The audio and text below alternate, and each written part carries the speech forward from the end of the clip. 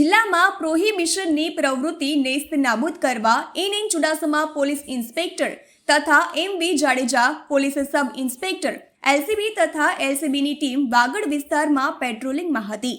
તે દરમિયાન બાતમી હકીકતના આધારે તપાસ કરતા કબજા ભોવટાની ઓરડીમાં મોટા પ્રમાણમાં ભારતીય બનાવટનો વિદેશી દારૂના અલગ અલગ બ્રાન્ડના ક્વાટરિયાની પેટી નંગ 550 મળી આવતા વિદેશી દારૂનો જથ્થો કબજે કરવામાં આવ્યો છે।